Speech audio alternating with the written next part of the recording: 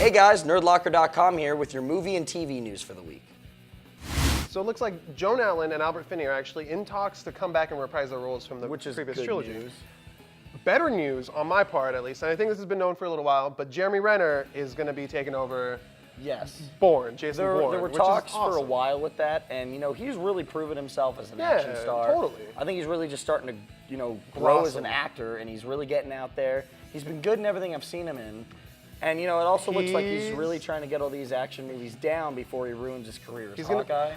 I think he just really wants to be established as a really good action star before he plays Hawkeye. But Ed Norton is also in talks to be in this movie. How cool does that sound? The Ed Norton thing is cool. Yes. Jeremy Renner's not going to ruin his career. I have faith in you, bro. It's going to be awesome. This movie's going to rock too. I think it's going to be really, it's going cool to be incredible. His action sequences in freaking Mission Impossible. Oh, even the trailer. Dude, the trailer. Just that trailer. This gives me so much hope for Bourne Legacy. Yeah. So let us know what you guys think. Some new news as far as Community goes. John Goodman's going to be in the new season. Oh man, that sounds awesome. The best part is actually who he's going to be playing in the show. I love, he's going to be playing the dean of a world-renowned air conditioning school. And what I love that he's playing a dean, which means I feel there's going to be a lot of interaction with the current dean at Greendale. Yeah. And he's one of my favorite roles, and I actually want to see him with an adversary. That sounds so cool. Because the actual dean of Greendale shouldn't be the dean. He's never done anything with his life, so he shouldn't be a dean. And I mean, in air conditioning schooling, that's competitive business. Very. So John Goodman's going to take this very, very seriously. So I can't wait for that rivalry. That's what I want to see, is because it looks like it's world-renowned. He's good at being a dean. He's going to be like he has a school in check, whereas Greendale's kind of just barely getting by all the time. Absolutely. So I can't wait to see that dynamic on screen. Fake alarms at Greendale, everything. It's was not a real probably the school. best. And now here comes the real school, air conditioning. I mean, come on. That's where the real money's made. And John Goodman's going to be in it, so it's going to be great. There's new info about the Avengers and Mark Ruffalo's Hulk. Don't be excited. How are you excited for the Hulk? It's the Avengers. Okay, so I'm excited for the that Avengers. Hawkeye is in it, so Okay. of course, no matter what you say, Avengers. Understand. But the We have one that. Marvel mistake of the century to me is replacing Edward Norton with Mark Ruffalo. Yeah, that was kind of a bad move, but Agreed, it was a lot of creative differences. But True. From what I heard, Ed Norton wanted to keep the story and wanted to mesh it up better with the way Captain America would start, and Marvel kind of just wasn't having that. There's more info coming out, more and more about it. Yeah. But what's cool, I guess, is that the next Hulk, which I think is going to be a lot of motion capture, actually looks like Mark Ruffalo a little bit. Strikingly familiar. They built it into the face and all the CG, so that's pretty cool. I'd like to see where that can go, and I think Ruffalo's a good enough of an actor to where he can pull it off. I just got really excited for Edward Norton. Yeah. When you hear Edward Norton and it's a Marvel Studios film, and when they were first talking about the rumor of Avengers, it was Robert Downey Jr., Edward Norton, and whoever else they would choose for these other characters. It sounded so cool. Mark Ruffalo is a great actor. Don't get me wrong. I love that guy. He's been in a lot of great movies, but he's not Ed Norton, and it's kind of Even in CG, not doing even it in for CG, me. it's not the same. But yeah. Bobby, we're getting a Die Hard 5. If there's one thing I can't get enough of, it's John McClane. This time it's going to be John McClane and his son stranded in Russia.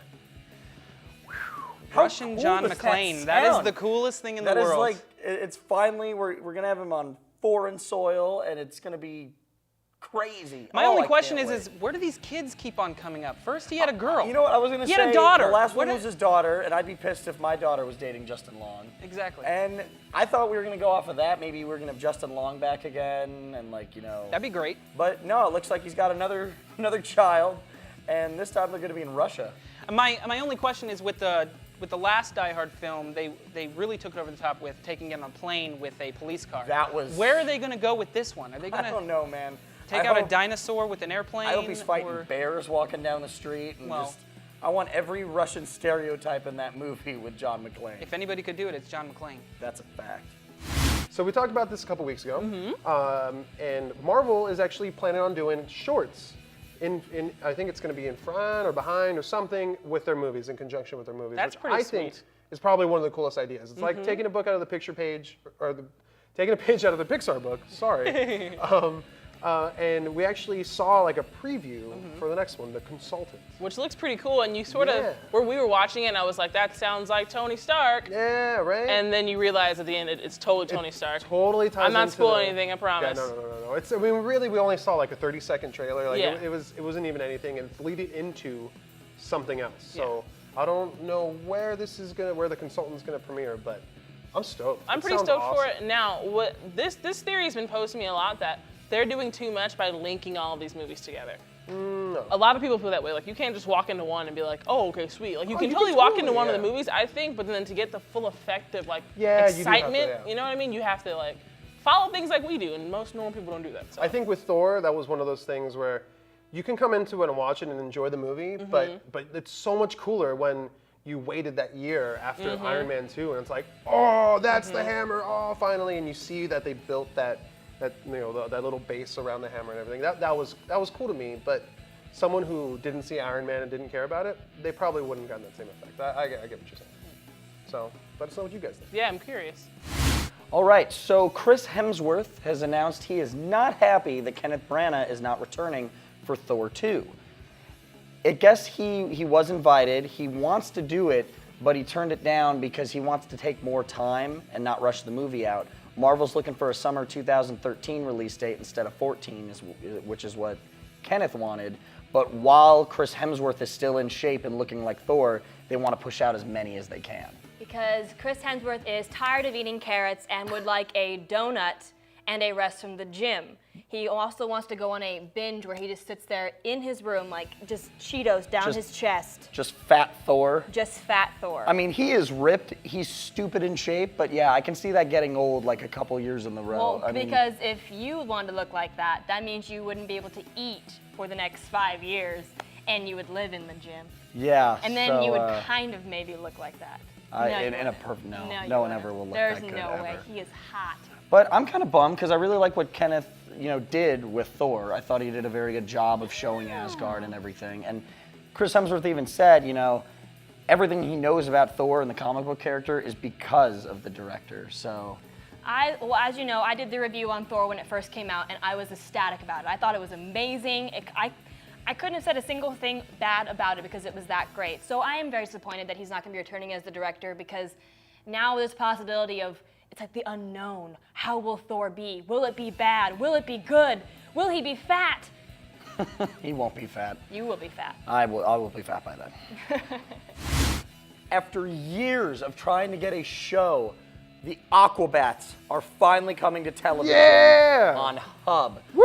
We're getting I don't know what that crime-fighting. is, but I'm watching it. Hub is actually Hasbro and the Discovery Channel making Mashup? their own channel. Yes. Nice. And I'm excited.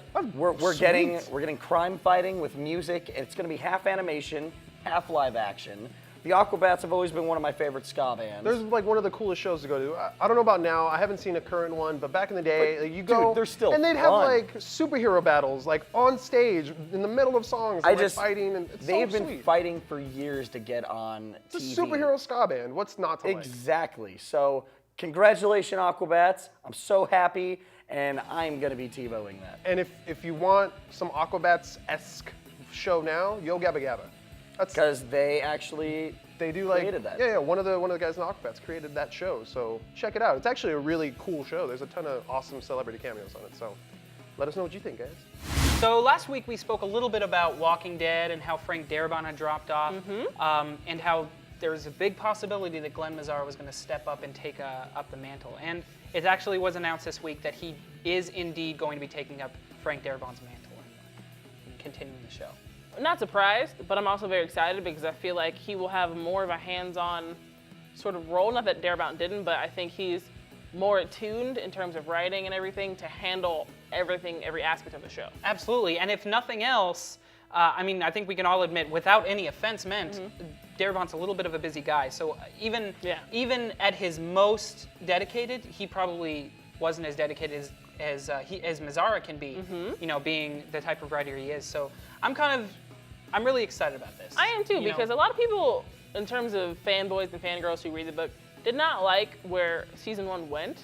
And I didn't mind it because Kirkman totally warned us that it was going to be like this. And so I enjoyed it quite a bit because it doesn't have to be the same story, which I don't want because I already read. Exactly. You know? We don't want to read the same thing we don't want to watch the same thing we've already read. I enjoy seeing it in this beautiful way, you know what I mean? So I'm very excited to see what Mazzara can do in terms of developing the characters more, and especially in terms of people who should be dead, like Shane, and people who should be dying. Yes. You know, I'm very stoked to see where these things go, and I think with him having been like a writer on The Shield and stuff, and on Crash for that matter, it can get really, really intense, really, really fast. I just wonder if Rick's character is going to have more hands-on in this season. I think you should. There's no way you can't. When you get And for you forced- readers at home, that was a little bit of a pun. Ding, ding, ding, ding, ding. It's gone. Anyway, I think he was sort of forced to. When you have to become the leader, then you end up how Rick is in the comic, where you're kind of crazy and wired all the time. So Yeah, and I mean, Glenn Mazzara stepping up really doesn't mean a lot in as far as we spoke last week. Yeah. It doesn't really mean a lot. Plus, I'm going to say it over and over again, Stephen King and Joe Hill jumping on as writers for this, maybe a couple episodes of this next season. So, I definitely don't think the end is near. I think nothing but good things can come, and we get more than 6 episodes. So yep. And it gives a chance for the comic formed as a show to shine more than just Frank Darabont's name. So I agree. I'm excited. Let us know what you think. All right, that's going to do it for movie and TV news. Be sure to like us on Facebook, follow us on Twitter, and subscribe to our YouTube page. I'm Jasmine. And I'm Brandon. We'll see you guys.